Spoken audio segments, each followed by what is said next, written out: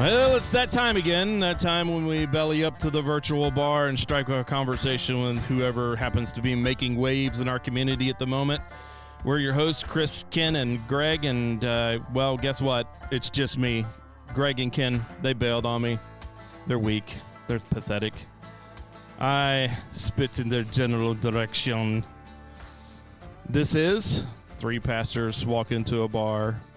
No, really, I think Ken's not feeling well, and there was some confusion about some times and blah, blah, blah, blah, blah. You know how it goes.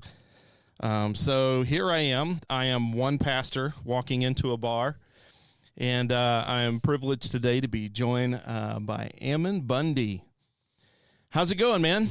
It's going well. Yeah? Yep. We've been traveling and meeting with people up here in northern Idaho and enjoying that. Yeah. You're the first guest that we've ever had that has rolled up with a vehicle that has your name plastered on the side. Yeah, it's actually kind of embarrassing to be driving around. I mean, it really is, at least for me, I don't like it, but They say that that's what I have to do to get my name out there, right? I have to put it everywhere. Is that what they said? Yeah, that's what they said. Who's they? Well, we haven't figured that out. Yet. I don't think anybody's figured that out yet. No. If you figure it out, you let me know. Yeah, but they're very influential. Yeah. And you could blame anything you want on them. Yeah. And it doesn't hurt anybody's feelings. It's kind of like I don't know in the household. Yeah. It's like when something happens in your household, and the kids are like, I don't know. Oh, yeah. Who did it? My wife wants to know who I don't know is. For sure. Well, before we get into all the details, why don't you just tell us, because I don't think that many Idahoans even knew that you were an Idahoan. I think you're probably right. I tried to just come here and, blend in. Right. And do my best. I brought my family here because, one, we loved the area, but we felt like it was a place that, we could be around people that shared the same values of us and all those things. We want to be part of a little community that we felt like hometown. And we ended up in Emmett, Idaho. And, I had no plans whatsoever. In fact, I actually wanted to move up here just to kind of, let go of a lot of what happened down there at the ranch in 2014 and just focus on my family. Obviously that didn't happen. Right. Yeah. So we were kind of talking about this down in the foyer before you came up, and not to get ahead of ourselves, but I was thinking about this morning. It's like you were just like a normal guy. Yeah. Until one event in your life. That's what kicked it off for sure. I was a normal guy. I had a small business, had a handful of employees, was giving, a good service to my customers. I had a family of 6, 3 boys, 3 girls. Well, at the time it was actually a family of 5.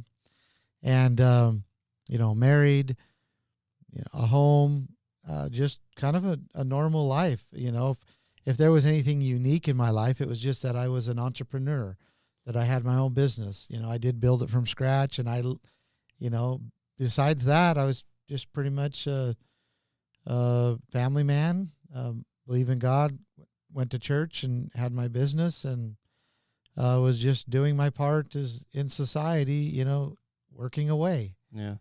Now, what were you doing before the whole events down at the Bundy Ranch? So I started a fleet maintenance business when I was 21 years old, and built that up. So that's what I was doing. At the time I was probably in business, 18 years or so, give or take, and I had a really nice customer base and good employees and a really, really great business. And that's what I was doing. What was that down in Nevada? That was actually in Arizona. Oh, so that was in Arizona. Mm-hmm. Okay. Yeah, I grew up in Nevada on the ranch. I had a great childhood but then the ranch just wasn't big enough to produce enough of a living for all my dad's children. So yeah. I was in the middle and I had to go and find a living somewhere else. And I got into fleet maintenance and it was all commercial trucks. So commercial trucks, I'd go contract with a company who might have, 10, 15 commercial trucks, mostly like delivery trucks or garbage trucks or like trucks with equipment on them and stuff. And I would put them on a maintenance plan and completely take care of them. Everything from, oil changes to, rebuilding the engines. And that's a great business model. Yeah. I ran that and built it up. It was kind of unique in the industry. And we did set actually a pattern where many other shops have done the same thing we've done. When I was about, 16 years in business, I could see there was no software for that industry. It was just, for whatever reason, there was just very little software for that industry. So I put a team together and we built a software. And now it's one of the leading fleet maintenance shop management softwares in North America. Wow, that's cool, man. Yeah, that's really cool. So what do you think it would be like if you didn't get kind of sidetracked in this place where you're at today? I mean, where would that business be at today? Yeah, I have full confidence that that business would definitely be dominating the Mojave Desert area as far as services. I would probably be the face of the software company, which it's grown a ton. I've sold both of these businesses now, so yeah. I don't own them anymore. But I would have been the face of that, selling all across probably the world, because it had the crux of it could be applied anywhere. And so that's probably what I'd be doing. Probably making lots of money and probably serving in the church and hopefully raising my family good. I always tried to balance that and make sure that my family, God and my family were priority, but that's probably where I'd be right now. I'd probably be, making tons and tons of money and still raising my family and hopefully still serving in the church and not, hopefully that money and effort wouldn't have corrupted me. I want to believe it wouldn't have, but who knows? But anyway, that's most likely where I would have been. Yeah. And people wouldn't have known much about Ammon Bundy except, the people in my profession and family and church. Yeah, now basically everybody knows about Ammon Bundy in some way, shape, or form. Yeah. It's yeah. Do you ever look back and think to yourself, why God? I have. I did a lot of that, especially at the beginning. And it's been, a really hard path. 6 months after I moved to Idaho, I was thrown into federal prison, and we spent 2 years in federal prisons and never was convicted of a crime. Never once was I convicted of even a misdemeanor. Went through 2 major federal trials. Federal government spent $100 million trying to prosecute my family, and we walked out of there with, without even a misdemeanor. So like all during that time, especially away from your family, never once was I able to have any physical contact with my wife or children for the entire 2 years. Wow. And is that some kind of federal thing that? What was the reasoning behind that? So, just a really quick explanation of that is the worst place to be in the federal system is in the detention side of it. And there's a reason for that. They put a lot of pressure on you to take plea deals and so forth. And so they just don't allow you to have any contact with anybody on the outside while you're going through this process. And then now so then when you go to prison, now all of a sudden you have, when you actually are convicted and then you go to the prison side of it rather than the pre-trial detention side of it, now you can get visits. You can, even get, work leave if you qualify for that, and a whole bunch of other things.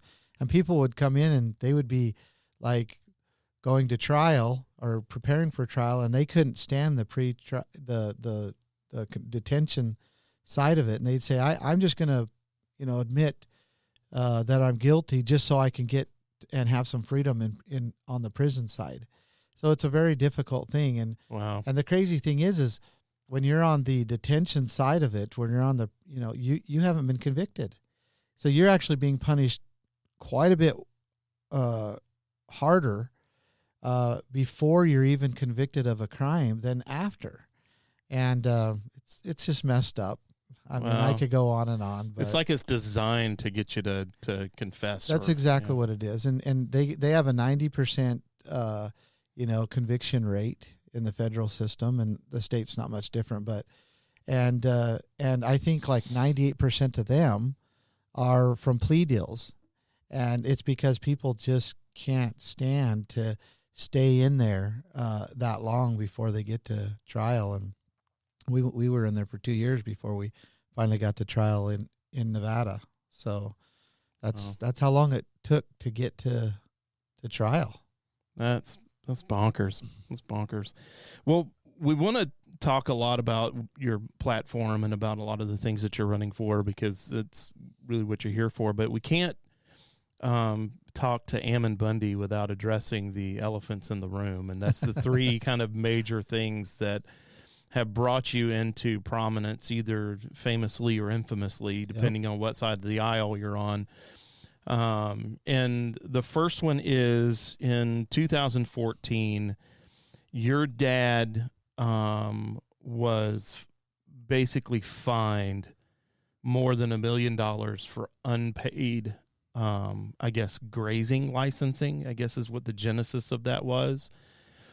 And then the court gave the BLM permission to go in and seize his cattle for payment of that licensing.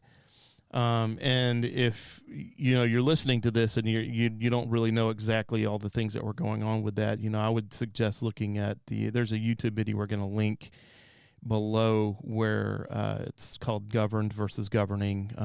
It was a really great documentary. It was produced by a gentleman that happened to be there. But the argument was that the government had no jurisdiction on the land, that the family had been grazing that land for like 90 plus years north of Las Vegas. Yeah, so 100 over 100. Yeah, it was almost 140 years at that time. Right. Mm-hmm. And then so there was this plea that came out on social media and different places, and all of a sudden you guys had like a massive group of people down there. It was like at one time there was like 1,000 people down there. And they were all kind of standing up against the BLM, and then things escalated. The BLM got the feds involved, or more feds involved, and then Las Vegas got involved, and then you had the county sheriff was involved, and this was just this fiasco of tiered leadership standing against this group of people that couldn't even speak unless they were placed in the free speech zone that was established. Yeah, I mean, how do you reason in your mind that this is something that actually happened to you? I mean, that's not normal, Ammon. No, like that doesn't happen to normal people. Well, and never did I think that it would happen to me, or to my family, really. Excuse me. My family started ranching in that area. They came in that area in 1877, and the previous people that came in that area were there for, I think, not even a year, and they basically went back and reported that it was uninhabitable, and so my family went into an area that no one wanted. No one was there. Even the Native Americans had abandoned, and there was nobody there. There had been people there previously, including the natives there, but no one was there at the time when they went in, because it's a very dry, hard place to live, and they went and carved a living out of it. And they did it 1877 was just a few years after Nevada became a state. And they did everything correct. They went and, once they could file with the state, once the state was organized enough, they could go file their rights and their with the state. They did that. They followed the processes. They did everything they needed to do to basically document and secure the rights that they had established through prior appropriation and beneficial use, and that's the way that rights were created or established during that time. Anyway, so then they go to ranching, they go to farming, they go to developing the area, and 70 years after that, the Bureau of Land Management is established. And, they were not adverse at first, but then in the 60s and the 70s, even the late 50s, there began this, environmentalist movement. And it's continued on. It's become basically a religion. And they infiltrated these federal land agencies, Bureau of Land Management, Forest Service, U.S. Fish and Wildlife, and so forth, and to push their agenda, which is, really an anti-God agenda. It's completely contrary to Judeo-Christian beliefs, and we can talk about that if you want later on in more detail. But they began to use the government to try to force their, desires and will upon the land. And it became really controversial and a problem with the ranching industry, and actually decimated it. My father is one out of 53 ranchers in that area. He's the last one. He's the only one left. And because they tried to comply, but the design of the policies and regulations were to get rid of the ranchers. And so at some point, my father had to say, look, I'm either going to comply and go out of business, or I'm not going to. And the problem was when they began to see this, they began to look and really, and I'm talking about my father and a few other ranchers, began to really look into this and go, well, how come the federal government has control of these lands? And how come, we're having to follow their policies and regulations and not the states? And why do we have these deeds with the state of Nevada, and which give us that they're grazing rights, and they're deeded with the water and with the grazing? Why do we have them with the state of Nevada, yet the federal government is like trying to control these things? Yeah, it seems like a big contradiction. Yeah. Well, and so what they found out, and they broke this all down, and I mean, they legally and all of this, is that the federal government just came in and claimed on top of the states and on top of the people these control of these areas, and it was completely unconstitutional. There was no precedents set for it, and they were just doing it because the states were not saying no. And the states weren't saying no because they're receiving so much federal money they can't bite the hand that feeds them.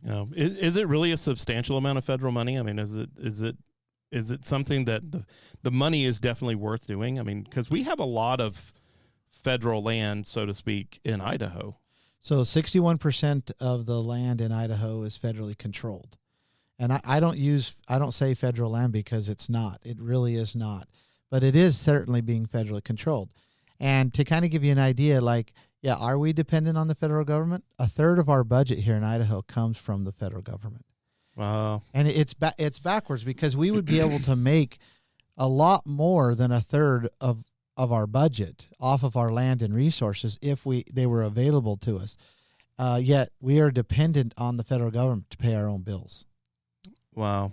And the same thing's in Nevada. Nevada's even worse. 89% of the land base in Nevada is controlled by the federal government. And 72% of the subsurface mineral rights are controlled by the federal government. And so that's the scenario that they've actually made the Western United States like basically third-class states, because when you look at the Colorado Rockies and you go east of the Colorado Rockies, the average amount of land controlled by the federal government is 1.4%. You go east of the 2.4%. You go east of the Colorado Rockies, it's over 51%. Wow. And not only that, I mean, there's lots of political. We could go a lot of different ways. Like, for example, because we don't have control of our land and our resources, the state doesn't have a tax base to be able to provide for itself and pay its bills. So we have to be dependent on the federal government. There's that, but also representation in Washington, D.C. comes by population.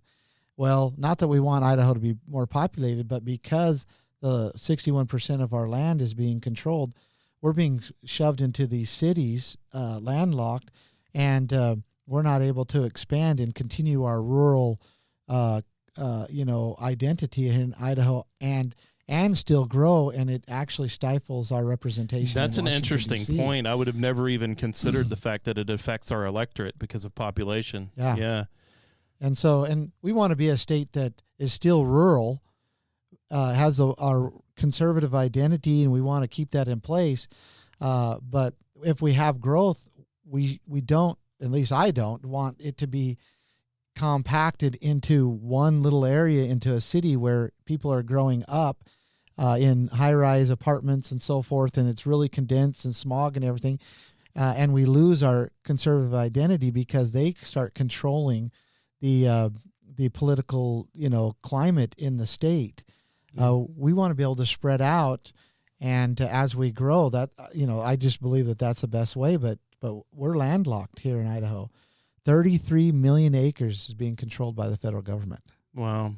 And there's just truckloads of mineral deposits that are in our area. Like, we have like the second largest deposit of, I forget what it was, but there is a mineral that can be mined here that we have the second largest deposit in the world. We're called the gem state for a reason. We're resource rich. We have the largest cobalt deposit in the United States. Cobalt, that's the one I was thinking of. Yeah, I think it's the second largest in the world. Don't quote me on that, but I know it's the largest in the United States. And right now what's happening is the federal government, I'm glad you brought this up because this is a good example. The federal government is leasing our cobalt deposits here in Idaho to an Australian mining company. And they've come up here, brought most of their executive and most of the high-paid jobs come from out of the country. They come up here, mine it, then they give for every ounce, they give a certain amount to the federal government, which is quite a bit. And then the federal government profits and the Australian mining company profits, and the people of Idaho get very little out of it. And then in return, we got to go back to the federal government and say, hey, we can't pay our own bills. Will you please give us some money?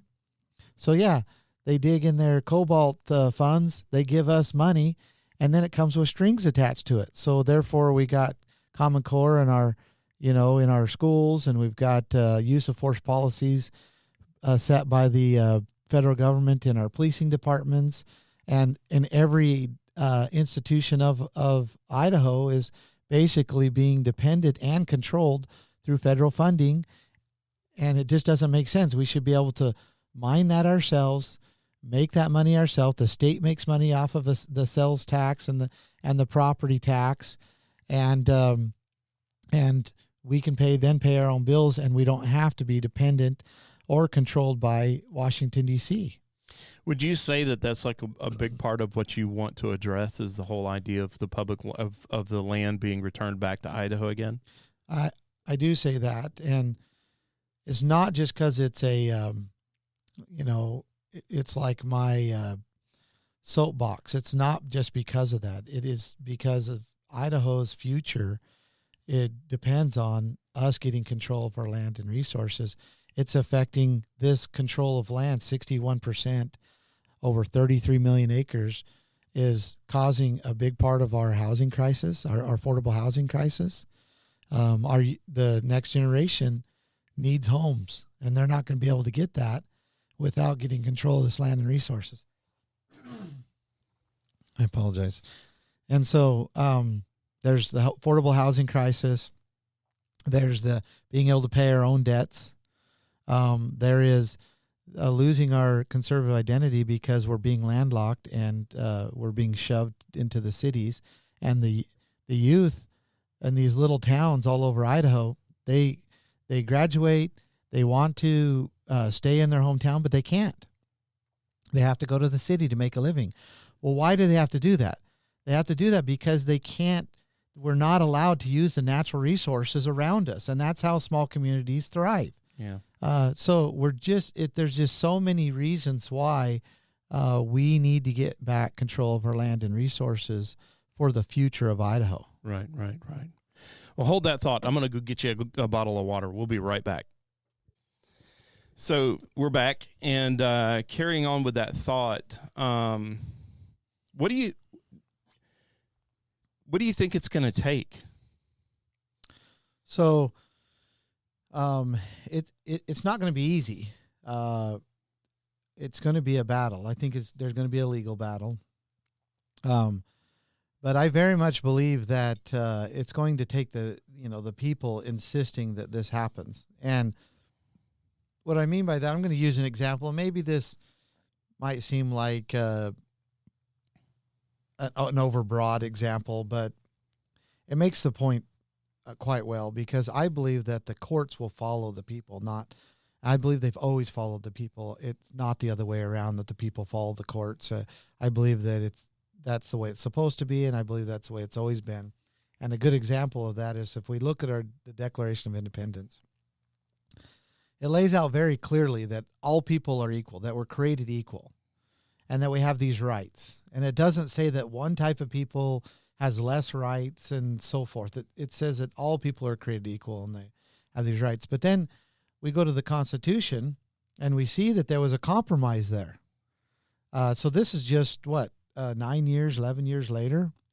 There's a compromise where a certain type of people were only 2/3 of them were only counted as a qualification for representation.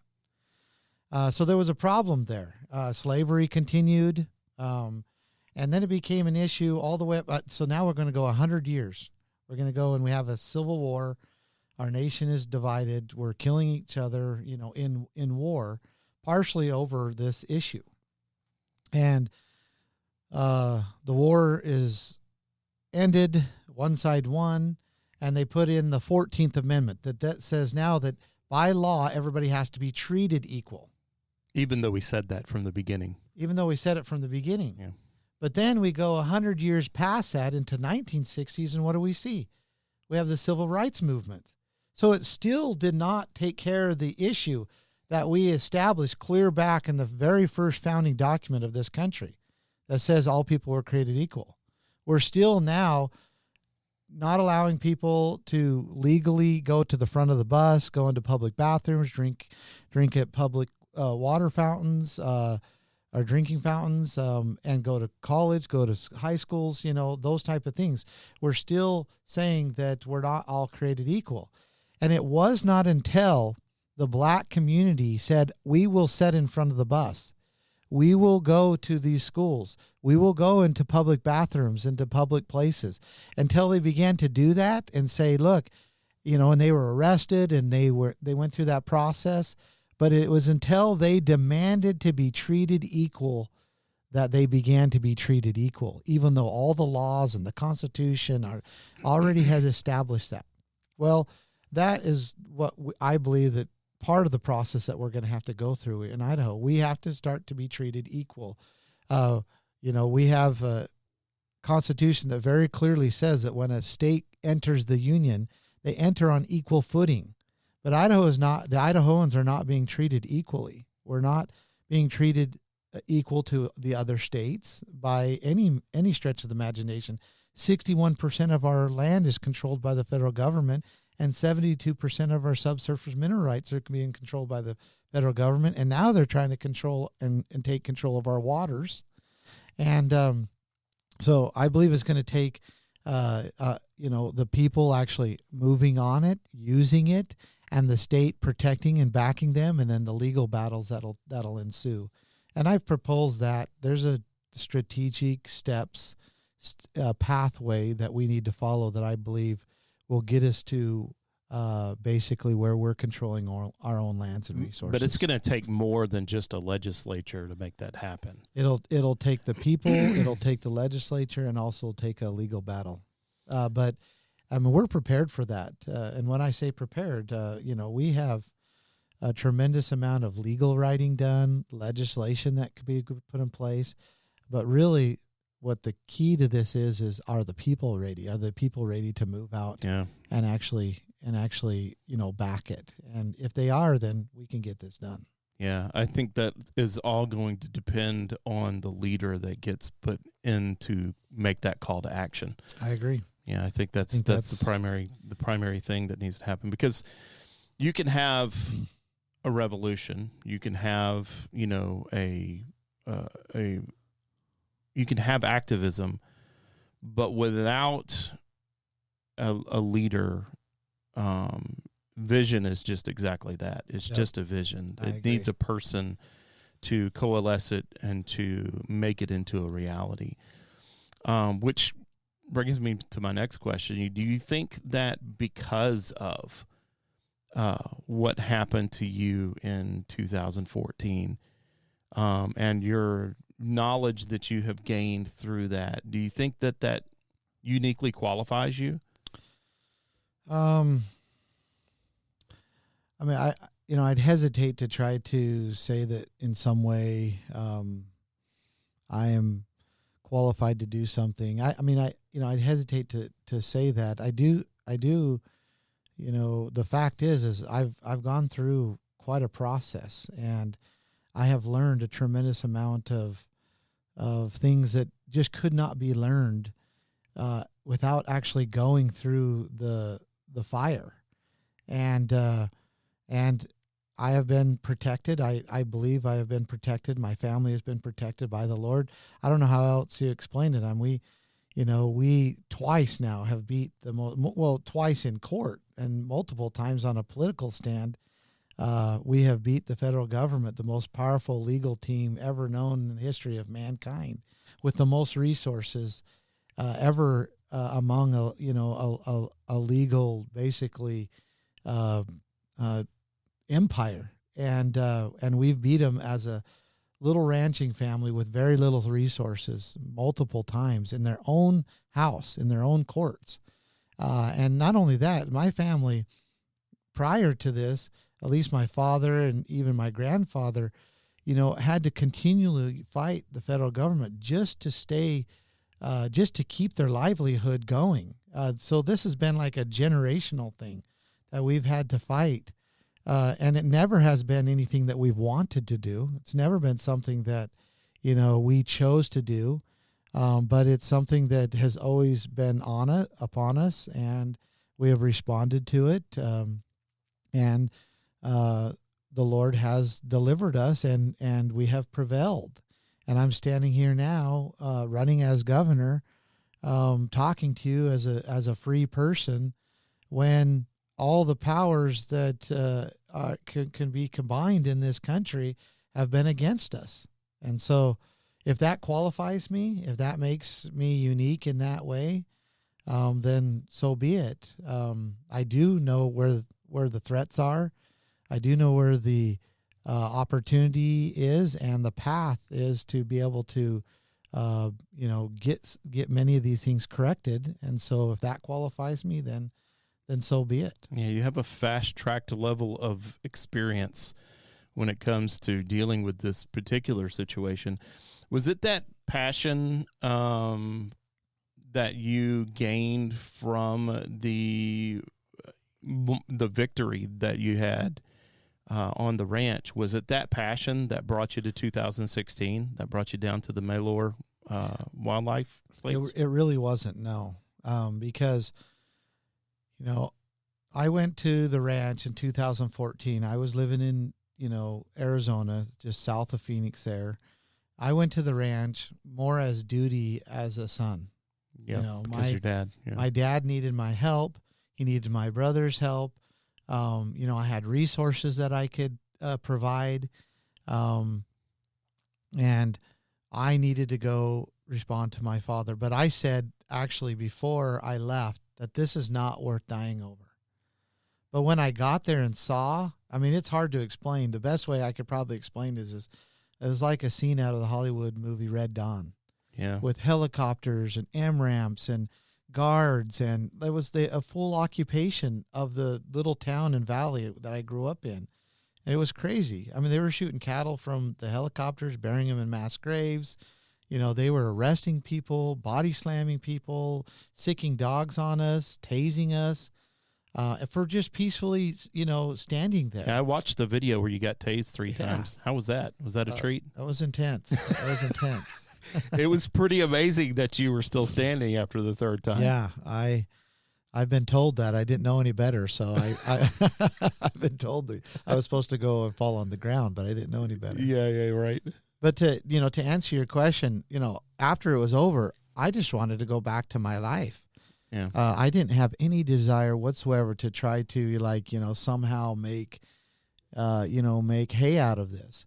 And in fact, I was kind of fleeing and running a little bit when I moved to Idaho because it was just so much attention, political, and I just wanted that peaceful life that I had before, and I thought I could find it here in Idaho. And then next thing I knew, I've moved just a couple hours away from the Hammond family. And I tried to not, people would send me articles and I would tell them, I'd actually get mad at them for sending me articles. I did not want this fight. And then one night laying in bed, I opened up, someone sent me an article and I opened it up and began to read about the Hammond family. And I felt so moved, like I had to do something, like it was I call it a providential urge, but I felt like obligated to go and try to help this family. Did you feel like, oh man, here we go again? I absolutely did. Yeah. And I just dreaded it. But I knew that I had to do what was right, and I knew where much was given, much was expected, and much was given to my family. We were protected. Yeah.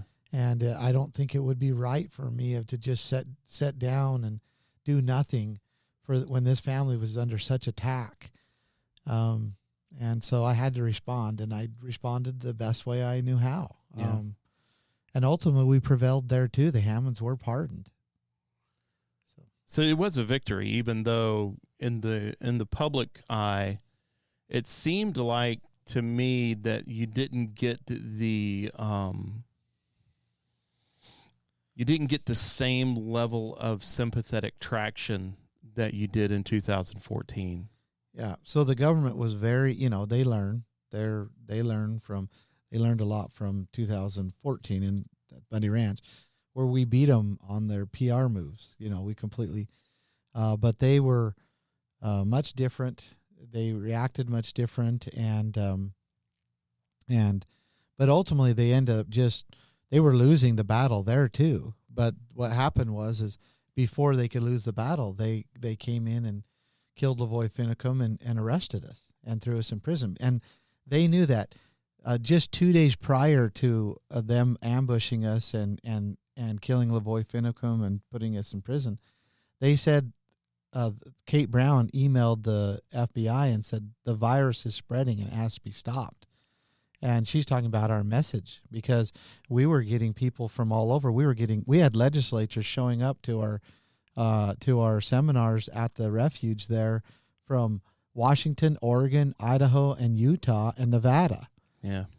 We had people from all over coming, and our message was resonating with them. And so they knew they had to stop it. And so that's what they did.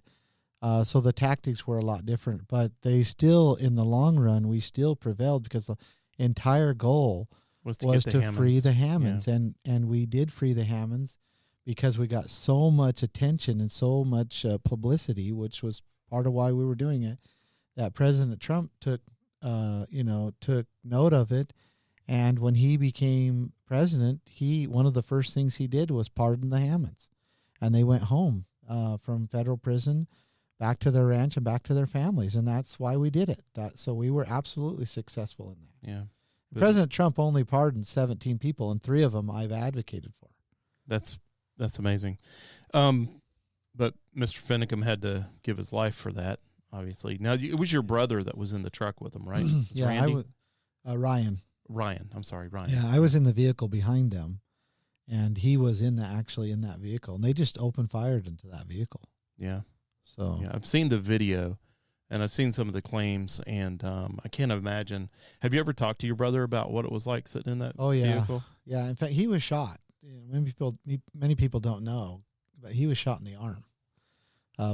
Bullet. And in fact, it was very interesting because he was sitting in the back of the truck, and then he got down on his knees, kind of, on his knees, and so his hands would have been on the seat. Mm-hmm. And if he would have been sitting, and we know that that's what they were going for, if he would have been sitting where he was sitting, the bullet would have went through his head. Wow. And they were just opening fire right into the vehicle. Anyway, it goes on. The FBI is the one who was, doing the long range firing into the vehicle with their snipers. And they tried to cover up that they shot. I don't know if you've. Yeah, I've watched all of that. They tried to cover up. Yeah. They went and picked up all the shells, and then they lied to the internal investigators about them shooting because they weren't supposed to be shooting. There was no reason for anybody to be shooting into the vehicle. There was no threat. Lavoie was just trying to get to the county sheriff in Grant County, Oregon, because that's where our meeting was. He felt like there we could be protected. And so, anyway, it was completely illegal what they did. Their roadblock was illegal. All of it was, the ambush was illegal. What did they tell you when they stopped you? I mean, because they obviously stopped you, and then Lavoie had to go ahead of you. So they blocked you off on the road. What did they say to you? No, they didn't block us off. They pulled us over. We pulled over, and they had a bunch of people pointing guns at us all around us. And they just told us to get out, and we got out, and then they they put handcuffs on us, arrested us. But Lavoie stopped, and he was like, "Who are you?" They wouldn't identify who they were, what they wanted, and and then someone shot. They shot before this. People don't know the details, but they shot at the vehicle before Lavoie took off, and Lavoie was afraid for his life and afraid for the life of those who were in the vehicle. So he took off, and he wanted to get to the sheriff. Because the sheriff, Grant County Sheriff Palmer, had invited us.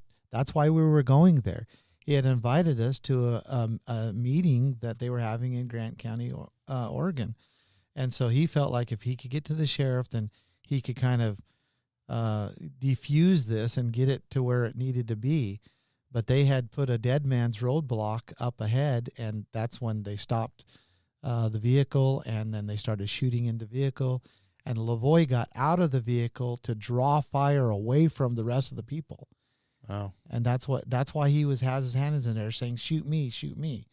And then they shot him in the back 3 times and killed him. He saved the lives of the other people in that vehicle. And your brother included. My brother and Shauna Cox and oh my goodness.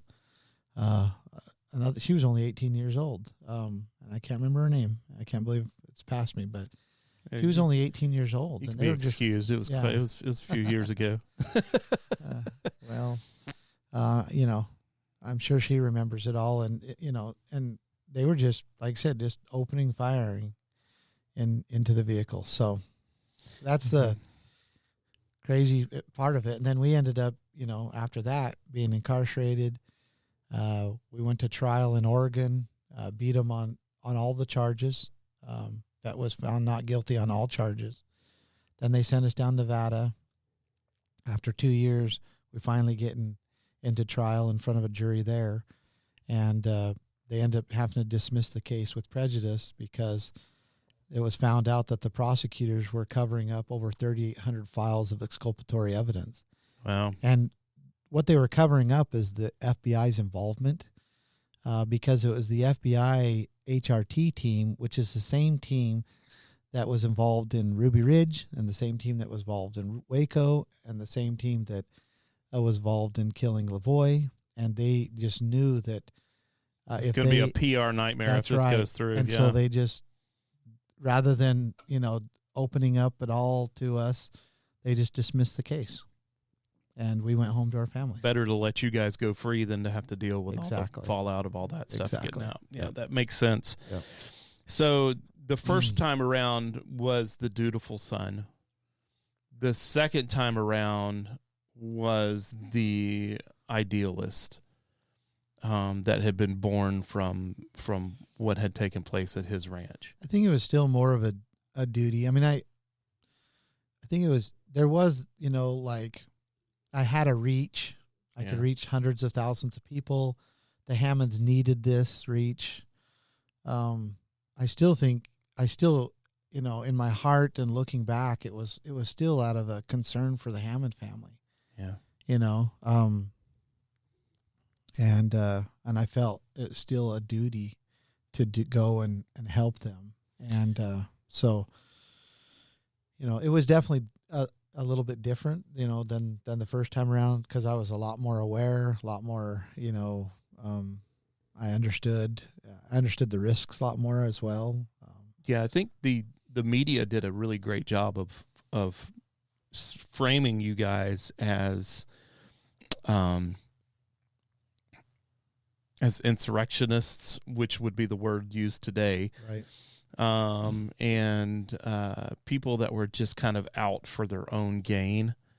I think that a lot of people probably even today look at that situation and wonder, what was Ammon Bundy's, motivations for being there. And sure. I think, giving you the opportunity to answer that question was important to me, because oftentimes people have a way of formulating ideas based on very little information. Yeah.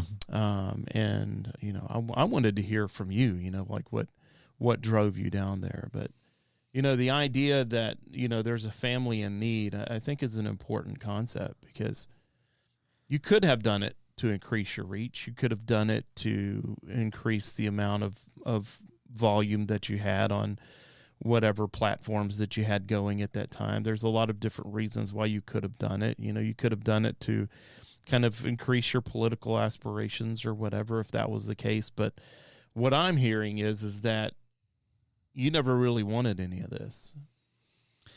Yeah. In fact, like my family and I are probably most popular after the Bundy Ranch thing. Yeah. And, really all the other things that I've done since then has actually made me less and less popular. It really has. I haven't, well, maybe people would know about me more, but it's not, necessarily in a good light. Well, it's the difference between fame and infamy. Yeah. And so, and I'm not like if my path would have been a tremendous amount or a lot different if I was going for popularity. I probably rival being one of the most hated persons in Idaho. Now, believe me, I'm loved and supported as well. But I have everywhere I go, I have protesters at my events, and I go to Sandpoint, have a meeting, fill the room clear full of people that are there. I mean, it was a really great, positive meeting. But then outside the conference room, we've got, in the foyer there, people, liberals protesting and so forth. And what are they protesting? I don't think they even know. I don't think I had went to a conference, spoke at a festival in Boise last weekend, and people come up all over and they're signing up and they're supporting, and there's lots of love. And then this lady comes up, she's got a camera, and she's just, I think she was a little intoxicated, but she was just like so mad at me. And so I finally got her to say, hey, what do you, I finally was able to talk to her and say, what are you mad about? And she couldn't tell me. We talked for probably, 10 minutes, and she could never tell me what she was upset about. But yet she was so upset. What specific thing that just drove her over the edge? She just couldn't. She couldn't even, articulate even one point of why she was mad. But there was something that she was mad about, and she did, say that she was a lesbian and all of that. And maybe she's mad because of that. I don't know, but she couldn't articulate why she was mad, why she was upset. And, the protesters last night, they have some sign that says, love, love, no hate or something like that. And then they had one sign that said, keep public lands public, and all of those are, so I go up and I say, hey, if you have any questions, you want to come in, come and ask questions, you're more than free to do that. And they look at me like, and they don't even have anything to say. Like, you would think that if they're there to protest, that they would have a reason to do it. And that if I came, because I went up, talked to every one of them and said, if you have any questions, if you have any, anything you want to say or any comments you want to, in our meeting, you're more than welcome to come and express those. Not one of them came into the meeting. Yeah. And when I went and talked to them, not one of them had anything to say to me personally. That was nothing really. They just said they were surprised that I would come and talk to them. And one of them said, thank you for, the invite. And that was it. So I think it's more like a hype that's kind of on the left. I think maybe overall there's certainly an ideological difference. I think there's actually a theological difference between, because it seems to be more like this, extreme environmentalist type of people or homosexuals, that seem to be the most vile that oppose me. But they don't necessarily know why. But they don't know why. Yeah, they don't know. Like, I have yet to have anybody articulate why they hate me, because I haven't done anything violent. I haven't done really. I mean, I've just stood and kind of been stubborn in these situations and say, look, this is wrong because you're doing this to this and this to this person. This is wrong. So I'm going to stand and I'm going to make, like, I've got really good at making an issue out of it, trying to bring it to a point. But I've never, hurt anybody. I've never damaged anybody's property. I've never, committed any crime, done anything illegal. It's more of standing against a certain, I think, ideology and a theology and the improper use of government force. The improper use of specifically federal government force. Yeah. I think there's this disconnect with people. I think that when people see a group of people that are rising up against the idea of the federal government, I think they, especially after the whole January 6th debacle, there's this idea that if you rise up against the federal government, that you are some kind of insurrectionist or something like that. Yeah. Even to the point where they do not see the value in the tiers of sovereignty that we have. You have the federal government, and then you have your state government, and then you have your county government. And each one of those has a certain level of sovereignty. Say, for instance, marijuana. Marijuana is legalized in Washington as a direct contradiction to federal law. Correct. Now, people will see that and they'll say, well, that's a great thing. We should be able to do that.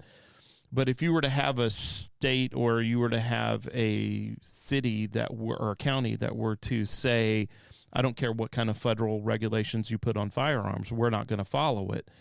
Then you would have, it seems like your loyalty to sovereignty depends on your particular political leaning. And I think what that breeds is a group of people that have let me think about how I want to put this. They have an unadvised dependency and faith in the federal government. Yeah, there certainly is that.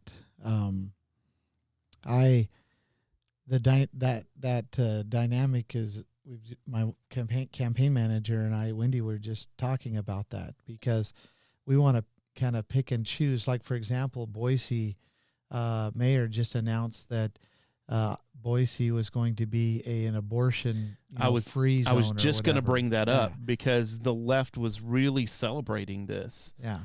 And the right hates it, but then if Caldwell was say we're going to be a sanctuary city for guns, then the right would just rejoice over it. And the only thing I have, because I've thought a little bit about what you're laying out here, and I think it comes back to the Constitution. Mm-hmm. We do have state sovereignty. We do the state is a sovereign state. But we've agreed, and the federal government and the counties and the prevailing sovereignty is us as individuals. But we have agreed to have certain jurisdiction and certain authorities, and certain enumerations. Mm-hmm. The federal government has its responsibilities and enumerations. The states do, and then of course the people are the ultimate sovereign. And so when it comes to, like, to me, it's an entire different thing when someone's trying to protect people getting abortion versus guns. And I could break that down, but again, that's the way we think. And we all, whether liberals or conservatives or whatever box we want to put people in, we all want to in some way use the government to, push our will, and we celebrate when one government does what we want them to do, and we look down at others when they do opposite, and it's a really, really interesting dynamic. It is funny because, like, the same group of people that were celebrating all the great things that the Supreme Court had done for generations are now the same group of people that are like, abort the Supreme Court. We just want to abandon it completely. And the same people that are celebrating it now are the same people that were protesting it not too long ago about, all the different types of things that they didn't agree with, and so it's like, it's a beautiful system. I think the difference is today you have people that cannot accept the system as being good in its necessary tension. I think that's what people now, they don't want a necessary tension, which is required in our system of government. They want everything to kind of get along into like a utopia of people just having equality and this type of pie in the sky kind of idea. We live in a world that's dominated by satanic rule. To be able to for especially a believer to think that you'll ever have a utopia in this world is just nonsensical. But I think that's what drives a lot of people, and perhaps that's what gets people to dislike you, because they see you. And I know I follow quite a few kind of leftist Facebook groups to just kind of see what the temperature of is out there. And a lot of them view you as some sort of Trumpian kind of alt-right wing kind of ultra-conservative, hard-leaning right. I don't want to say alt-right because I don't know too many of them out there that would accuse you of being racist, although there probably are some. Yeah. They used to. They used to, really, call my family white supremacists and all of that. And that proved to be not true in many of our actions, but so. Yeah. So how do you think that, because you're running as an independent, you're going to be facing Brad Little in the general election. There's some other people that are running. I have a list of them, but honestly, who are these people? Brad Little, Stephen Haidt, Shantaros Davison, Shantaros, and Paul Sand, and Brad Little. But basically what it boils down to is Brad Little. Yeah, it is. It's going to be, even the Democrat have split because the Sandpoint mayor and then the nominee, the Sandpoint mayor didn't get his paperwork right, and so he would have been most likely the nominee, but he didn't get his paperwork right, so now he's trying to do it as a write-in.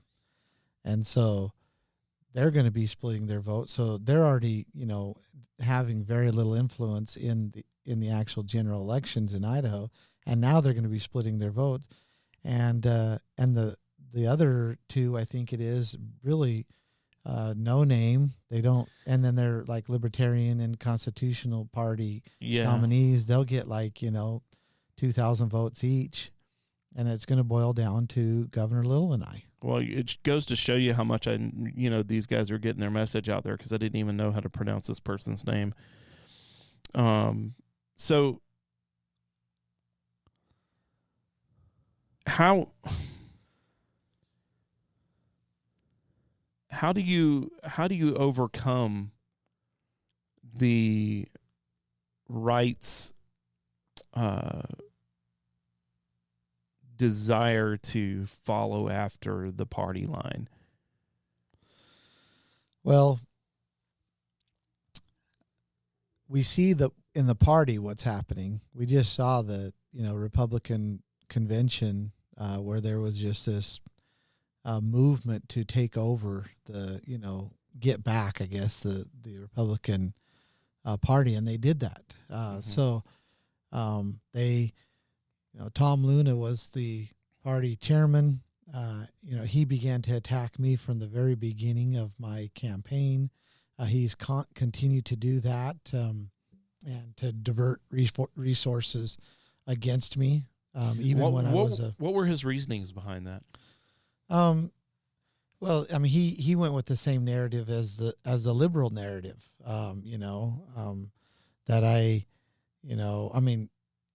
Basically you could take it, go from CNN's, last article about me, and basically Tom Luna, that's what he was, pushing, which is, just liberal rhetoric. And that's what he was pushing. And he was just saying that, I shouldn't be accepted into the Republican Party and yada, yada, yada. And he, vowed that no funds from the Republican Party was going to support me. This is when I was a Republican candidate. And just a month before, he says, the Republican Party is going to, support all candidates equally and all of that. So he came out pretty hard against me. And then they tried to pass a resolution in the Republican Party to basically that would exclude me from being a candidate as a Republican. So there was several things going on.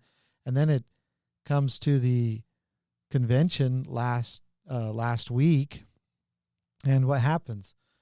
Tom Luna gets kicked out, and he lost by a landslide. And Dorothy Moon, who is a good friend of mine, has been to my house multiple times. She was there when we were acquitted. She was actually at the courthouse when I walked out for the first time to see my family. She was there and supported us. And she was the one that was nominated as the Republican chairman here in Idaho. Complete different leadership. And so the Republican Party is rejecting the establishment. Now, will that transcend into the Republican membership doing the same thing? We're not sure, but we do know that about half, a little over half, if you get the Democrat vote out of there, a little over half of the Republican members in the primary did not vote for Little. Now you move on into the general elections, and we've got 300,000 unaffiliated voters in Idaho that don't want to be part of the Republican Party. They don't want to be part of the Democrat Party. They're basically independents, and we believe we'll get a lot of those votes. Do you think that the GOP is alienating a lot of those unaffiliated voters? They certainly were. I think Dorothy Moon will do a much better job about bringing them in. But they certainly were, because it was the establishment. The people I believe there is this movement, there is this understanding that the establishment has not done us well, that they've been in business for themselves and not for the people. And Brad Little and Tom Luna, are at the top of the list when it comes to the establishment here. And so I do believe I have a really strong chance of winning the governorship here in Idaho. It's going to take a lot of work. Money is always a problem because I got to reach these people, and that's what we're doing. Yeah. And we have a chance. We have a good, strong chance. Speaking of the CNN article, are you talking about the one where they were discussing what happened in 2020 with the whole getting arrested at the Capitol thing? Yeah, I mean, they can't stop writing about me. If you Google my name, I mean, there's just hundreds of articles, even from national news outlets, that keep writing about me. So I always say, I live rent free in their minds. But one of the recent ones was that where they're basically saying that this idea of the insurrection in DC, which it wasn't an insurrection, by the way, but this idea came from, Idaho and from the Bundy family. And they tie this all together, how all the way from 2014 and then to what we did in the Idaho Capitol in 2020. And then they, want to basically correlate that to me and to my family, which I think is a stretch. But what I have witnessed and what I think is really interesting, there was a time period where there was a lot of leftist control. There was a lot of liberal control, and there was a lot of liberal think with the media and that type of thing. And most conservative ideology was reserved to and was kind of dominated by this kind of conspiracy mindset. There was a lot of that was going on, like with InfoWars and, all this, 9/11 and then, all of that kind of stuff. There was this time period where it seemed like conservatism was relegated to this realm of creating conspiracies to generate talking points. Mm-hmm. And that has totally flipped at this point. Like now it's the left that is creating all the conspiracies. Like all these things are linking up in their minds. And like you were saying, it's like there are probably people out there that are looking at you and thinking, wow, he's tied in with the whole Tiki Torch thing and the January 6th thing and the if you look at what happened in the Idaho and he gets arrested, he can't stay out of trouble with the law. He's a troublemaker. He's a rabble rouser. He's doesn't care about the rule of law, and they're all connected and linked together. What would you say to somebody if they said that to you? Well, I mean, if you break down what really has been going on and the reason why we went through 2 major federal trials and were found not guilty, I mean, these were trials that went on for weeks. Like the one in Oregon was a 8-week trial. It actually ended up being closer to 10 weeks if you look at the, the pretrial stuff. So a 10-week trial.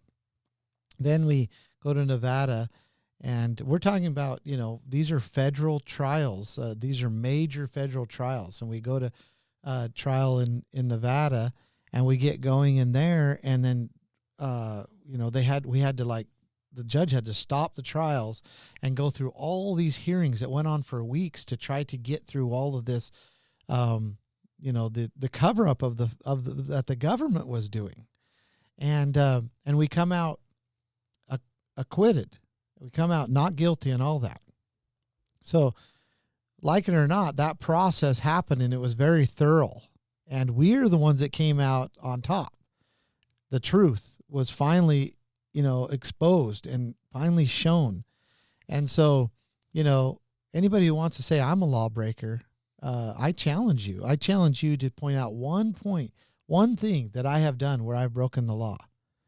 And then point out one thing that I've done where I have harmed anybody, damaged anything, caused anybody any harm. You point that out where I have done that, and then say, well, who's the lawbreaker? Like, who's the lawbreaker? Who killed a man? Who's taking property and destroying people's lives? Who is destroying entire industries and livelihoods of people that have been in these industries for generations. Who is doing that? And then who is standing up against that? Like, I'm not going to just stand around and allow, my friends and family's lives to be destroyed by basically a religion that has taken over parts of government. And I'm not just going to stand around and let that happen. Yeah. I'm going to react. I'm going to do something. And that's what I've done. You've referred to that a couple of times. What do you think? What is this religion that you keep talking about? Well, I'm kind of glad you asked me. But so, I mean, it's very simple. I'll just simplify it. We believe that there is a God. At least I believe, and I assume you believe. I mean, we're sitting in here in a church, in the Baptist church. Last time I checked, yeah. So I think I'm safe by saying this, right? That there is a God, that he created this earth, that we have documentation that he created it for mankind, that he created it. And he commanded us to use it and to replenish it and to care for it. He gave us the animals and the plants and everything for our benefit and for our good. And he told us to use it and to take care of it. And that's what we believe. We believe that. And so that is when we're going out and using the land and resources, we're doing it according to God's direction. And yeah, it can be abused. We're not supposed to abuse it. We're supposed to care for it. But we are to use it and we are to benefit from it. And that's why he created it. So this religion, this other theology, is that there is no God, that man has only evolved, that we're just a species that's evolved intellectually faster than the other species. And therefore, because of our intellect, we become a danger to the other species. And it is their duty to balance the species and stop mankind from using the natural resources, from using the earth and the animals and the plants and all of that for our benefit. That it's their moral duty to balance the species, and the only way they can do that is create a disadvantage for mankind by stopping them from using the earth and the natural resources. And that's the difference. It's a complete different theology. It's a belief in God and his creation, or no God and evolution. And it basically, and that is why we see them wanting to remove dams. That's why we're wanting to see them, lock up forests and not allow us to do it, and it just burns up. That's why we're seeing them destroy ranching industries, because they don't want us using the land and the resources for the benefit of mankind. And it is because it's rooted in a hate for God. And that's what it is. And so that is the battle. And until we understand what we're up against and how this religion has infiltrated our federal government and our state governments, and we see it in all these most of these land agencies, and that their agenda is to stop us from using the land and the resources and the earth the way God created it and intended it, or the intent of God. Until we understand that, we don't understand what great a threat we're under, and we don't understand the battle that we have to face and fight. Yeah, for sure. We've seen the rise of secular humanism in our federal government and all of our governments, trying to move away from this whole idea that we are a nation that's founded on Judeo-Christian values. But I don't know that all of the people that support these ideals really understand what they're supporting. I think a lot of those people have been deceived into supporting that idea by latching on to one of its ancillary components. So if you have the middle portion is secular humanism and the idea that we are just evolved animals, there is no God, and by the way, that quote comes from Nietzsche. And I don't know if you've done a lot of study in philosophy and psychology. The interesting thing that people point out a lot of times when they start saying things like, well, just like Nietzsche said, God is dead.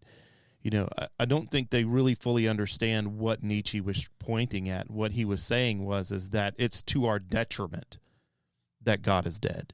Yeah. It's not a good thing. It's not a net positive. And what we're seeing in our society is we're seeing people that see this kind of giant, like there is no God, but then you have attached to it environmentalism, and you have attached to it equity, and you have attached to it inclusivity, and you have attached to it, all these things that look really good. And I think a lot of people latch onto those individual things like bulldogs, like with the environmentalist piece that you're talking about mostly. I think people latch onto that without realizing that they're supporting this kind of secular humanist idea. I agree. I absolutely agree. And they don't realize what it's rooted in, or, the magnitude of it. And that's why I just, lay out I just want to show the contrast. Like, we believe in God. We believe that he created the earth and the animals and the plants, and he created us, and that he gave us dominion over it. They believe that there is no God, that somehow something else came about and we existed, and that we're just a species that's equal to all other species that evolved intellectually, and we become an invasive species, dangerous to the other species. Yeah.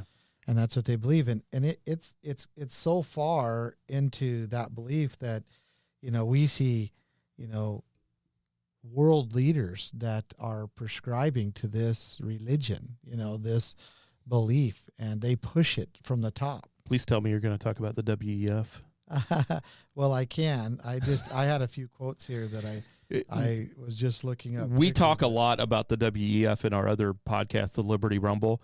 In fact, right behind you, there's a giant picture of Klaus Schwab up there with everything in the world leading to him.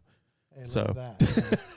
Well, let me just read a couple of things. So, Al Gore, I don't think that it's too much, of a stretch to explain him, but he said the fate of mankind as well as religion depends on the emerge of a new faith in the future. Armed with such faith, we might find it possible to sanctify the earth. Mikhail Gorbachev, head of the Soviet Union at the time, said, I envision the principles of the Earth Charter, which is basically like their 10 Commandments, Earth Charter, to a new form of 10 Commandments. They lay the foundation for a sustainable global Earth community. Nature is my God. To me, nature is sacred. Trees are my temples, and the forests are my cathedrals. Christian Anton Meyer, also he's more known as Karl Emery. He's a German environmentalist writer. He's a leader in the environmentalist movement. He says, we in the green movement aspire to a culture model in which killing a forest will be considered more contemptible and more criminal than the sale of a 6-year-old child to an Asian brothel. Wow. And I could go on and on, talking about, I got a list of these, leader of the UN, she was the head of the UN, IPCC. She said, for me, the protection of the planet Earth, the survival of all species, and the sustainability of our ecosystem is more than a mission. It is my religion and my drama. And there, I could just go on and on, but basically that is their belief. That is what they believe. That is their religion. And they have, gone into the most powerful positions in the world to push this religion. Yeah. You see a lot of that coming out of, and a lot of their talking points kind of creeping out. And I think environmentalism is just one piece of that. I think that a lot of other pieces have risen out of that. So that being said, let's get kind of philosophical here for a second, because one of the things that I think that people that lean toward a leftist ideology, even people who are perhaps classically liberal, one of the things that they are afraid of in this kind of rise of the Christian conservative which is kind of what we're seeing right now. We're seeing this kind of rise of the Christian conservative. There's this continuing kind of talking point brought up about the fear of theocracy and rule of law based on biblical concept. And how does that fit in to our constitutional economy? Does being a Christian conservative, does it make you really far hard right, or do you have very deep libertarian kind of leanings? Or, I could tell you just for me, and I'll start the ball rolling. Okay. I am a conservative Christian by all means. I'm a pastor of a church. I believe that there are laws that are established that God deems are important, but also believe in the concepts of grace and mercy, and I believe that we can all be forgiven. I also know what our founding documents say, and I know what they give us the right to do. And so the struggle for being a Christian and being a constitutional Christian is very nuanced and difficult. Because by being a constitutional Christian, by being a Christian that supports the Constitution, you also support the idea that people are allowed to use their freedom to do things that are ungodly. And it's a conundrum. And I'm wondering if you have had any of these kind of thoughts and where you have landed on that. Because where I tend to be very libertarian in a lot of my viewpoints, even though I'm a very deep conservative Christian. But I struggle when I hear conservative Christians trying to create laws that hinder the constitutional freedoms of another person. Yeah. I completely relate to that struggle. My core belief when it comes to liberty, freedom, is that you should be able to do anything you want as long as you're not infringing upon another person's rights. Mm-hmm. Now, does that mean that everything you do is right, even though you're not infringing upon somebody else's rights? What I mean by that is, if I'm free to do whatever I want as long as I'm not infringing upon somebody else's rights, yet I participate in homosexual acts, does that mean that I'm right? And I would say no. But I believe that you have a right to do whatever you want as long as you're not infringing on somebody else's rights. And I think the line is like where government's authority or where their jurisdiction is. I do not believe that the government has the right to intervene, to act, or to do anything against somebody that is doing what they want to do and they're not infringing upon somebody else's rights. It's only when they infringe upon somebody else's rights is when the government now has jurisdiction, and then the force of law can be, inflicted upon that person. Now, because and the rest of it, I believe God has his own laws, and they will be accountable to them. But that's separate. And I know, I'm careful saying, Separate from God's, because we know God's laws are priority.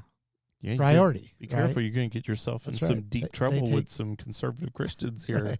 They take priority. Well, but we do not want the government coming in and, enforcing things that we or others believe is a moral thing. And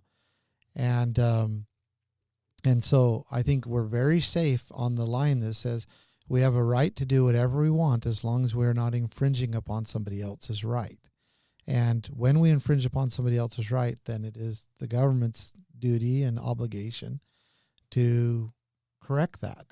Yeah. And but that Which doesn't is exactly what happened in the civil rights movement.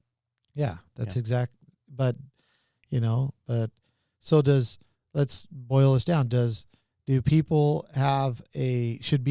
be protected in this country for their homosexual acts? And I would say yes. Is homosexuality moral and right? Absolutely not. Now, the challenge, what I keep facing, and this is, I think, and I'm going to now complicate it. I probably should just be quiet.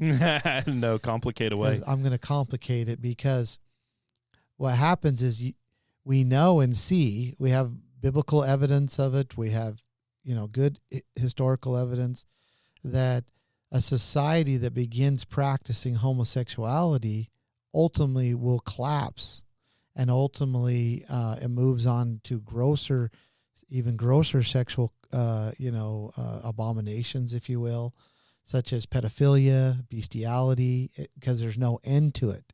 And it ultimately will demoralize a nation, and where the nation cannot survive. So then you say, well, for the survival of our nation, should we make homosexuality illegal? And that's what's tempting, you see. But if we start to use the force of law to enforce these moral issues, rather than the Word of God, preaching the Word of God, to get them to decide to not do it on their own, I think we go down a very slippery slope where the law can be used for whatever ideology someone has or theology someone has. So I think the line is not infringing upon somebody else's rights. The law should protect our right.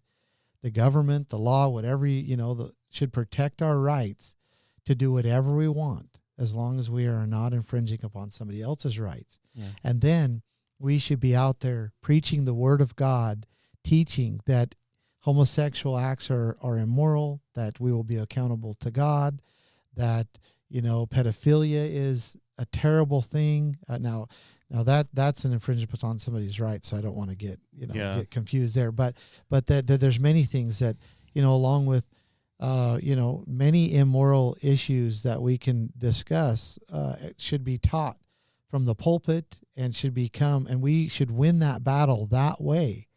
And people would choose not to participate in that, and that's how we keep our nation strong.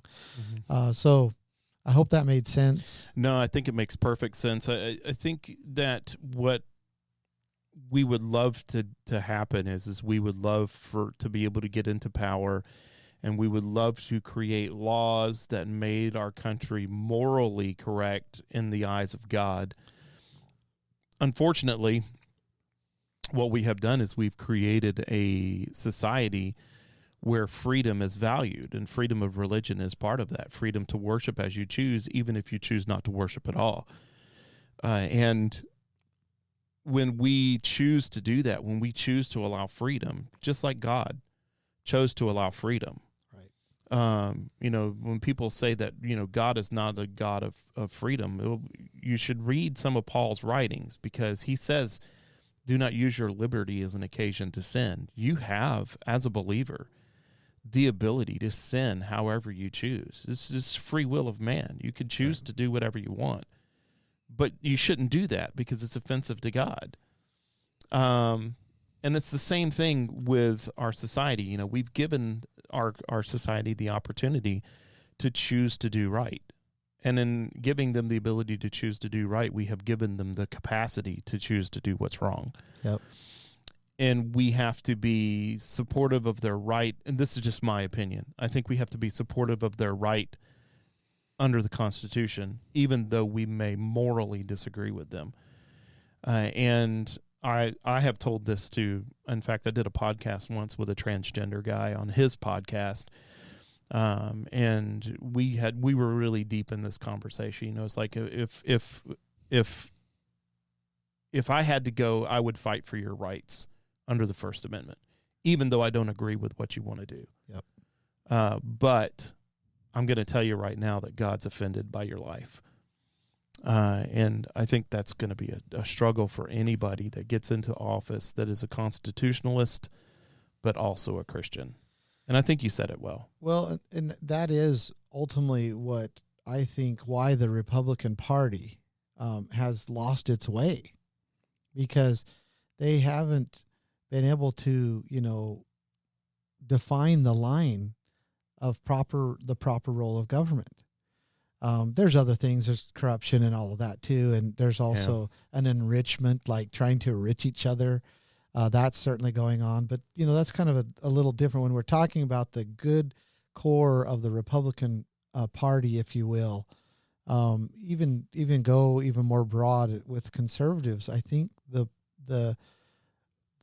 problem why they keep having this kind of like this growth, and then almost like this decline, and then kind of almost this what would it be? I mean, a revival inside their own, or even a revolution inside their own party, is because they won't define the line, or they won't stay within the boundaries of protecting rights and not going any further. And we are certainly seeing it in Idaho. Mm-hmm. The proper role of government is to protect the right for people to do whatever they want, as long as they're not infringing upon another person's rights. How do we apply that to reality? Well, I should be able to do whatever I want on my property as long as I'm not infringing upon my neighbors. I should be able to travel wherever I want in this country as long as I'm not infringing upon somebody else's rights, forcing them to travel with me, trafficking children. But I should be able to go wherever I want as long as I'm not infringing upon somebody else's rights. I should be able to say whatever I want as long as I'm not infringing upon somebody else's rights. This is freedom, and the government should protect that right, not be the one to try to tell me what I have to do on my property. Right. And who's pushing that? Well, let's go to the Republican Party. They're pushing it as much or more than anybody else. They're pushing that, we have to have this and we have to have that. And they go way beyond the line of protecting somebody's rights. And so then there ends up being a rejection of that. Yeah. And then there has to be a cleaning up of that. And then they get back to it again. And then they overstep it again. Yeah. And I'm just talking about the party, and the government does that in general as well. So that's why I think the very safe place to be, and the define that we should make, the definition that we should make, is that we are free to do whatever we want as long as we do not infringe upon other people's rights. Right. Which, all right, so we're running up against it. You got a lunch to get to, but I'm going to throw some things at you. Just give me some quick answers. Let's do some rapid fire. Okay. All right. Sounds good. Elimination of property taxes. We need to eliminate property tax to protect the right of property. It's now become an issue where people are losing their home because they can't pay their property tax. Property tax is going up. It's going to be more and more. And there's a better way to fund legitimate government. And that, I believe, is through a consumption tax. So eliminate property tax altogether so that we have actually a right to our property rather than being lifetime renters or serfs, and replace the need for income with a consumption tax. Brilliant. Eliminate personal income tax. So personal income tax, again, I believe the only way to morally tax a people is through consumption tax, sales tax. I believe that the state needs to get away from taxing people's incomes. For many reasons. It's immoral. It's immoral. That's the number one. Mm-hmm. But it also, creates more classes. It punishes those who, produce. And I believe that we need to go to a consumption-based tax across the board. And the state is funded that way. And it's simple, and it's easy for people to understand. And if people decide to live on their own property without consuming things, then they don't have to pay the tax on that. If they decide they're going to buy a car, or they're going to buy a home, or they're going to buy other things, then they pay a tax on that, and that's how the state, I believe, should be funded. So it'd just be like a consumption tax across the board, sales tax, purchasing tax. Yep, absolutely, and eliminate grocery and medicine out of that. I don't believe we should be taxed for our food, and I don't believe we should be taxed for our medicine. Be more or less a luxury tax. Yeah, I mean it comes to that, if you take the food out of it, but and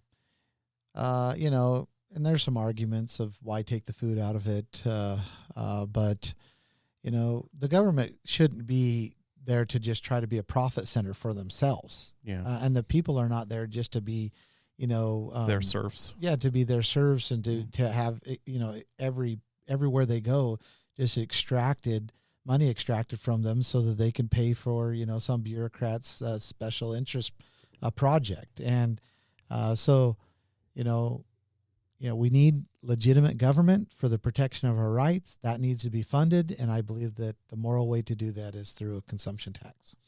Now, Idaho has one of the highest incarceration rates in the world. So what are we talking about when we're talking about restitution and restoration laws? So Idaho has the highest incarceration rates in the world. The United States has the highest incarceration rate in the world, and Idaho has the highest incarceration rate in the United States. Wow. And so, we decide that we're going to incarcerate people for everything, really. I don't think that that's correct. I think we need to go back to what our founders set up, which is a restitution-based penal system that was they took from the Bible, from Deuteronomy, from ancient Israel, where if you damage somebody, you restore the damages back to that person. And the law forces you to do it if you don't willfully do it. And that way that's justice, because justice is making the wrong right. Right now, we take a victim and we take a perpetrator. The victim remains a victim. He never gets restored back. The perpetrator goes to jail. The government makes a bunch of money on him. The victim and the other taxpayers have to pay for that. And then this person who was the perpetrator never is rehabilitated, comes out, is thrown back into society. Right back into it. And now he's his only friends are criminals that he met in prison. And the reoffending rate is over 80%. And it's a failure in every way.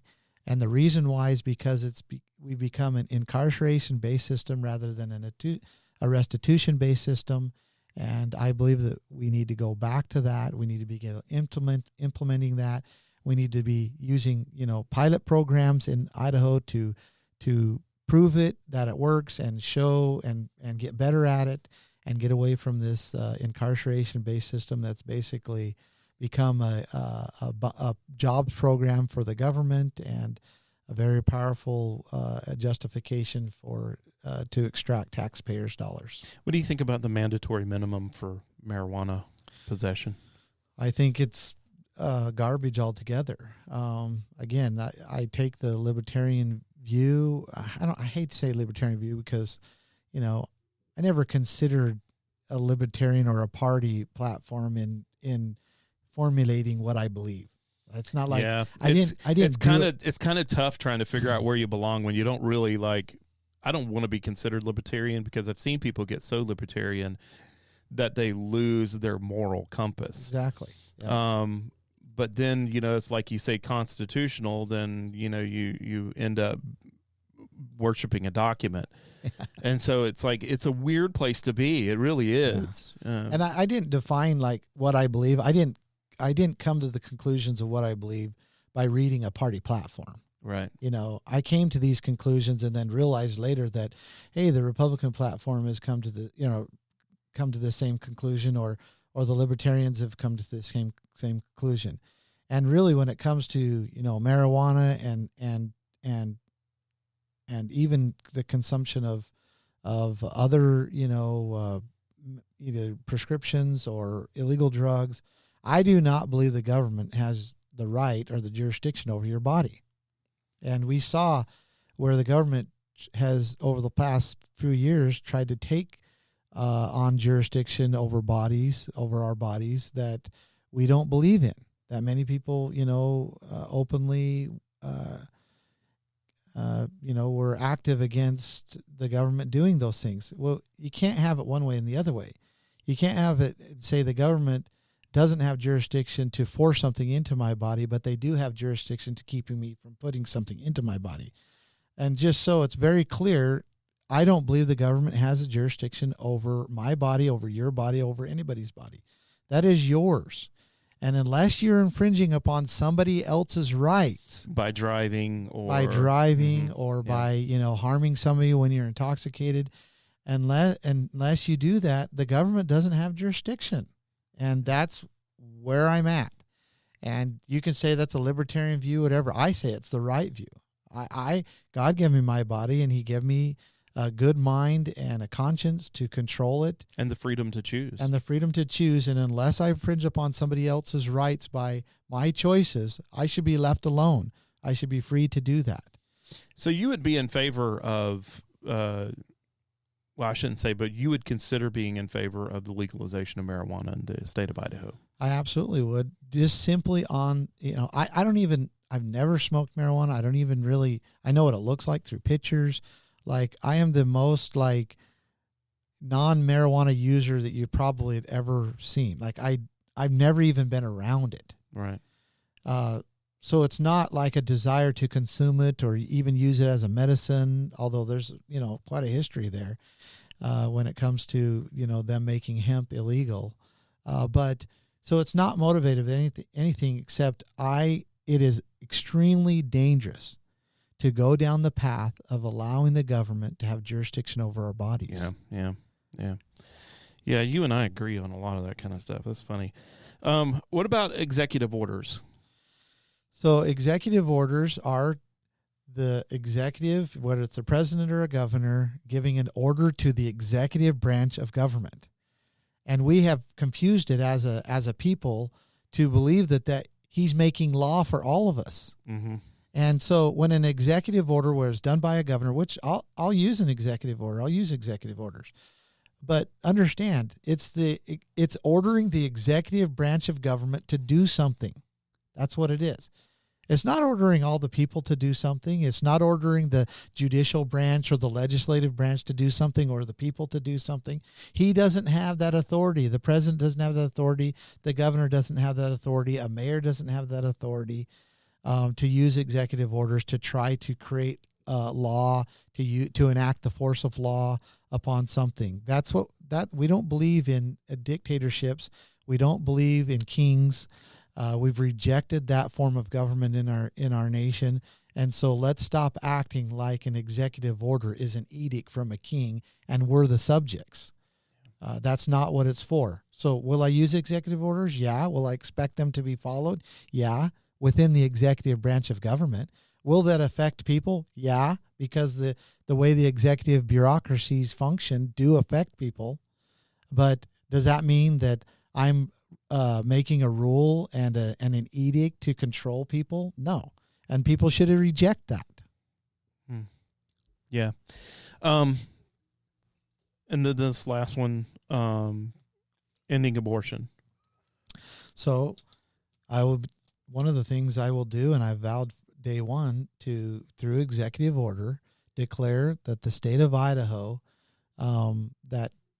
recognizes that life begins at conception, and that the executive branch and the bureaucracies of the state of Idaho are to begin to function that way, including protecting that life. And so that will be a declaration, and that I'll immediately work with the legislatures to get the statutes of Idaho to view life at the beginning, or conception, or life beginning at conception. And so that's a good example of using an executive order. Yeah. What do you think of, and what do you think about the GOP's most recent iteration of the abortion legislation and the controversy that's surrounding it?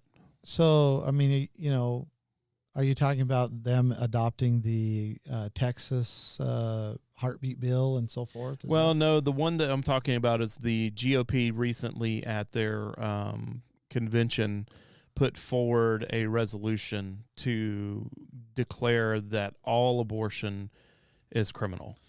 So I applaud their effort to make, that resolution, but that's all it is. Let's just be clear. So are you asking me, just like their interpretation of abortion law are you asking me whether you think that I agree with that? Or yeah. okay. Do you agree with that concept that all abortion is criminal no matter what?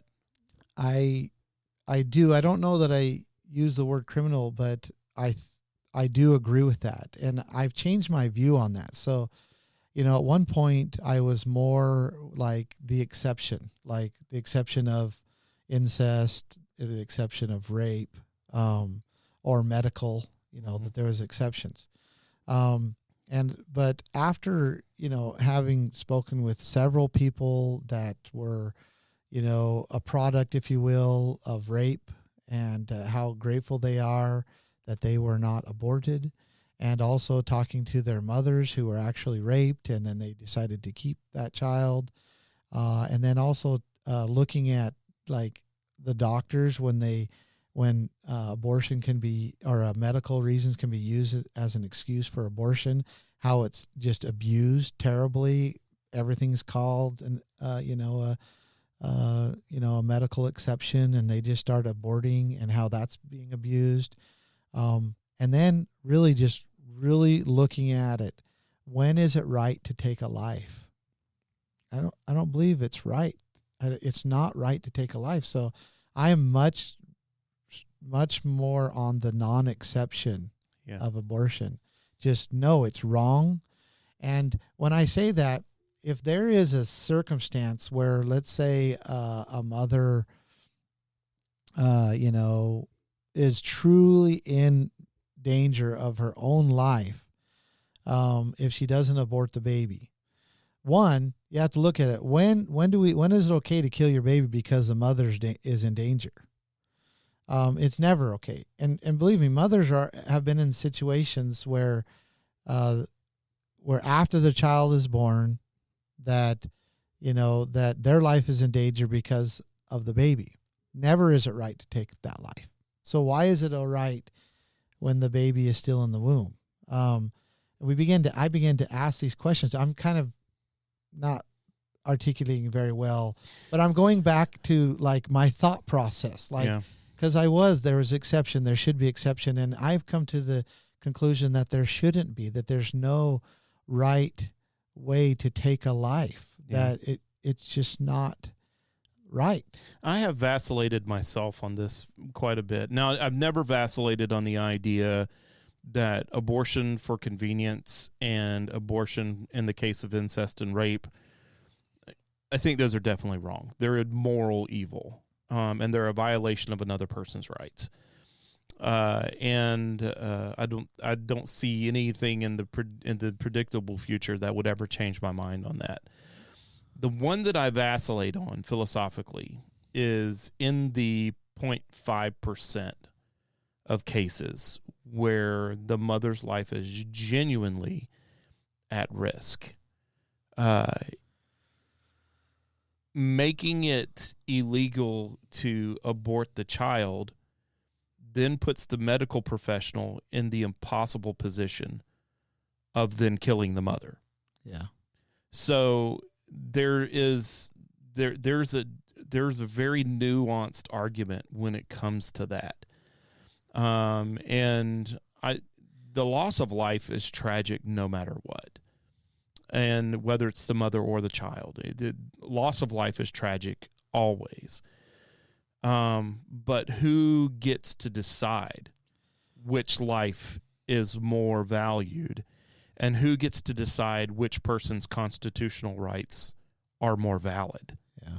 And who gets to decide whether or not the mom does not get the choice to be heroic? And I think there's some really deep arguments in that. I vacillate, sometimes I'm like, no, the life of the child is more important because of X, Y, or Z.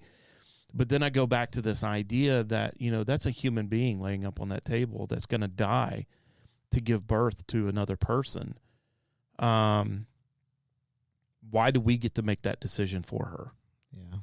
And so I think that, if you really break it down, but the good news is that's like such a small percentage of what we're talking about. Right. That if you, and this is an argument that we had another podcast called the Liberty Rumble, and we talked about this at length. If you were to put that on the table as an allowance, you would eliminate 50% of the left's argument against pro-choice or pro-life. Right. So I don't know what you think about that. No, I agree with you, and I don't want to my stuttering hesitation. I don't want anybody to think that I'm not conclusive on this. It's hard to articulate. It's hard for me to because I went through a process where I became where I'm at, and I think that there should be no exceptions made, and then allow the court process to take its role. I mean, a jury would not find I don't believe a jury would find a mother guilty or a doctor guilty if they were in the situation where they absolutely had to, save somebody's life. Do we just let that process flow like we do with everything else when it comes to criminal matters?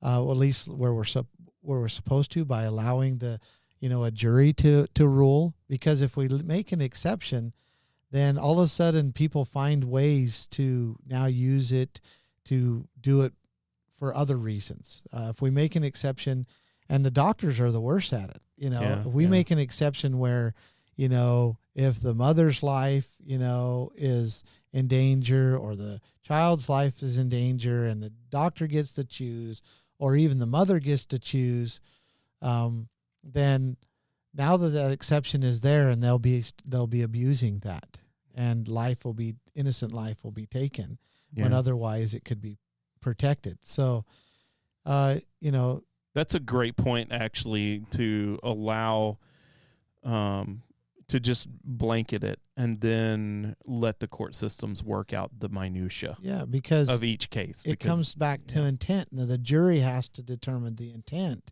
Mm-hmm. And was the intent that they kill a child? No, it wasn't that way. It was they were trying to save both of them, but that was not possible. And let them work that out. And it's rare enough that it's not going to be like a major abuse on people's rights going through that process. But what it would do, it would make it so that it was, if that was the defense, then that would be what would be, communicated and why they would go through trial. Yeah. It's like anything else. I mean, if I accidentally, or, let's say, I mean, there's lots of examples. Manslaughter is many times they bring it into the courts and they determine whether it was manslaughter or not. If it was manslaughter, then, then the process goes through and the person is, deemed not innocent, I guess, or they could be deemed innocent. But that process is already happening in many different ways, even when it comes to the loss of life. So let it go, let it take its course, and leave no exception in the law. Yeah, that's an interesting point. That's actually a great insight. That I think that probably helps me out a lot, actually, because in thinking about that, it's been a struggle, because it's a deeply nuanced argument. It's not easy. There's nothing easy about that argument. I had a woman last night come up to me and she asked me that question. Well, and she had a medical abortion or whatever, whatever they call it. And it was, the doctor did determine that if she was going to keep that child, and because she was very ill, about ready, to die, and it was determined that this pregnancy needed to be terminated. And so she was like, and I told her that I don't believe the law should allow that to happen, but that it could be worked out through the jury process. And or even if you had a DA that just chose to not prosecute it. Yeah, they can choose not to prosecute it. There can be, every law has a determinative jury instructions that, if the, and that could be fleshed out that way. And let the people decide whether it was a violation of life, if it was murder or not. And even if you had a county, like in the extreme circumstance that you had a woman that she was going to die, they terminated the pregnancy, and then they had a DA that was going to prosecute, and this whole county was like, "You're going to go to jail because of this." She could have appeals on up the. Yeah, and it's not fun to go through that process. Mm-hmm. It's very hard. It's not a fair process because, when you're being prosecuted, it's a very difficult thing to go through. Which is intentional because, they should do all they can to save both lives, right?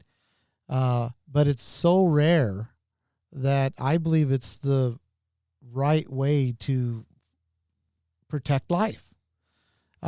We have that process for a reason. And even though it's a difficult process and many times it's not even a fair process, I think in this case that is the best way to handle the exceptions. Yeah. Is just allow it to go through the court process with a jury. Yeah. Those are some pretty good insights, man. I appreciate that. We're kind of out of time, but I wanted to give you kind of the last word. You have anything in particular that you'd like to just say to the people out there? Well, I am running for governor. I want people to go to votebundy.com and to support me. I know that we're in a T in the road here. We have to decide which way we're going to go with Idaho. Are we going to continue to move down the path that will bring us into another Oregon, Washington, Colorado, even California? Are we going to go down that path? Because that's the direction that our leadership is taking us right now. Yeah. And all those states at one time were very conservative states, just like we are. And now they've allowed the liberal ideology to take over their states. So are we going to go that direction? Or are we going to maintain our current conservative identity, our Christian values here in this state? Are we going to promote the idea that we should be free to do whatever we want as long as we're not infringing upon another person's rights? Are we going to take on these battles so that we can get control of our land and resources, so that we can provide affordable housing for the next generation, so that we can become independent from the federal government, so that we can pay our own bills? These are the decisions that we have to make. We're sitting there, in an idling vehicle looking, do we go this way or do we go that way? Yeah. And the people of Idaho get to make that decision. I am been very clear about where I'm at. I haven't withheld, and tried to be a politician that's making everybody happy.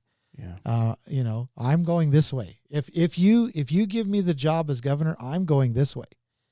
It's a direction that's much different than the direction we're going. And so you get to make the choice. And it's come down to really Governor Little and I. Yeah. Yeah. He's going to take us down that path that many other governors took their states down, that took him right into, the liberal agenda, whether he's intending to or not.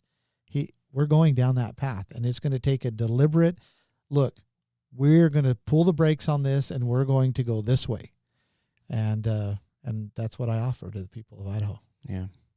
Well, I would definitely encourage people to get to know you, because the stigma that surrounds your name and a lot of the different things that you've been in over time, they certainly do not define the totality of the person that you are. And so I would encourage people to get to know you, get to know your platform, and man, thank you so much. Yeah, thank for you. your time. Really appreciate it. It's been a pleasure. It's been really good talking to you. Yeah. Well, don't forget about us when you become governor. All right. Well, just let me know. We'll be here. We're doing it right here, same as before. Sounds good, man. Sounds good. Well, that'll about do it for us today. We thank you, everybody, for joining us today. And as always, thank you for joining us. If you enjoyed this episode, please give us a like, share it with your friends, and subscribe so you don't miss any future episodes. Your support really helps us to get our message of biblical philosophy out to the world. Thank you, Ammon, for being with us. Really appreciate it. Absolutely. And I would thank everybody else for helping to produce this episode, but I was the only guy here today. So I'm going to thank myself for doing this. Thanks, Athol Baptist Church, for your support of this ministry. And again, thank you for listening. And until next time, remember, be brave, be bold, be loud. You can be a force for biblical morality in your world. Don't wait. Don't be silent. And for heaven's sake, never, ever, ever give up. And with that, we are out.